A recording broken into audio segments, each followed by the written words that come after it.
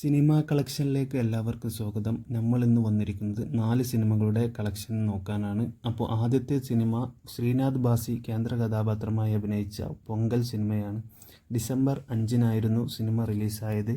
Cinema total world wide box office കളക്ഷനായി നേടിയിരിക്കുന്നത് വെറും 55 ലക്ഷം രൂപ മാത്രമാണ്. ഇന്നത്തെ സിനിമയുടെ കളക്ഷൻ എന്ന് പറയുന്നത് വെറും 7 ലക്ഷം രൂപയാണ് കേരള കളക്ഷൻ. സിനിമ ഒരു ഡിസാസ്റ്ററായി മാറിക്കൊണ്ടിരിക്കുന്നു. രണ്ടാമത്തെ സിനിമ ഇന്ദ്രജിത്ത് സുകുമാരൻ കേന്ദ്ര കഥാപാത്രമായി അഭിനയിച്ച ധീരം എന്ന സിനിമയാണ്. സിനിമ ഡിസംബർ 5-ന് തന്നെയാണ് റിലീസായത്.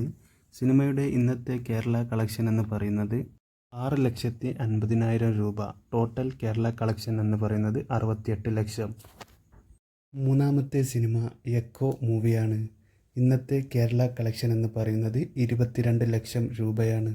ടോട്ടൽ 20 ദിവസം കൊണ്ട് എക്കോ കേരള കളക്ഷനായി നേടിയിരിക്കുന്നത് 22 കോടി രൂപയാണ്. Total world wide collection.